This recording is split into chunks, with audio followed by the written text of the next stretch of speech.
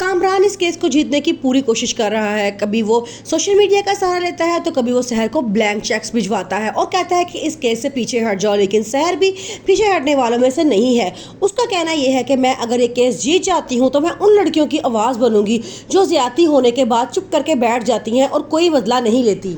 रोहित बहुत परेशान है, उसे समझ नहीं आ रहा कि वो किसकी साइड ले। अगर वो कामरान की साइड लेता है तो उसका घर बर्बाद हो जाता है, लेकिन अगर वो अपनी बीवी की साइड लेके अपना घर बचाता है तो उसका फ्यूचर और उसका कारोबार तबाह बर्बाद हो जाएगा। अब वो बहुत परेशान है कि वो क्या करे।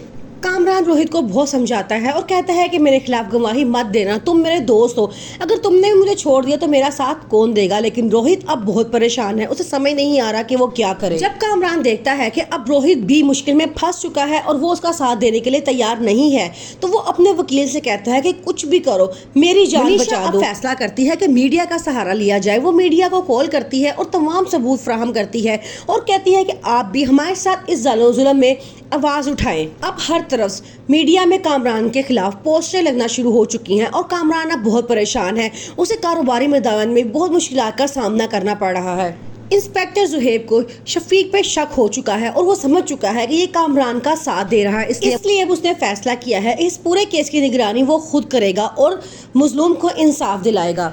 मनीषा जब देखती है कि रोहित ने अदालत में कामरान की साइड ली है, अब वो दुखी होकर घर छोड़कर चली जाती है और शहर से भी माफ़ी मांगती है और कहती है कि मैं जिस रोहित को जानती थी वो बहुत पीछे रह चुका है, ये रोहित कोई और है और अब मैं आपके साथ बिल्कुल भी नहीं रह सकती। वो अपने बेटे को लेती है और घर छोड़ के चली जाती है। रोहित अब बहुत परेशान है, उसे समझ नहीं आ रहा किस तरह वो मनीषा को मना के घर वापस लेकर आए। अदालत ने रोहित को अदालत में बुलाया है और कहा है कि वो आके गवाही दे अपने दोस्त के खिलाफ या उसके साथ, ताकि हमें पता चले कि असल फैसला किस तरफ जाता है। लेकिन रोहित अदालत में आने से साफ इनकार करता है और कहता है कि मैं बाहर ही रहूंगा। इस मकसद के लिए वो कहता है कि मैं शहर को मनाने की कोशिश करता हूं कि वो ये केस से पीछे हट जाए।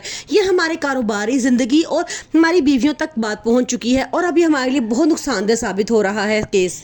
इस मकसद के लिए वो रोहित को शहर के पास भेजता है और कहता है कि मैं अपना दोस्त और अपना कारोबार दोनों बचाना चाहता हूँ। तुम ये ब्लैंक चेक ले लो, इसमें जितनी अमाउंट तुमने भरनी है भर दो और इस केस से दस्तबरदार हो जाओ। ये बात सुनकर शहर को बहुत गुस्सा आता है और कहती है कि मैंने इतनी मेहनत सिर्फ इसलिए नहीं की है पैसों की खातिर मैं बिक जाऊँ। मैं इस केस को पूरा करके रहूंगी और मुजरिम को उसके अंजाम तक पहुँचा के छोड़ूंगी। रोहित वहाँ से नाकाम वापस लौटता है और कामरान को सारी बात बताता है।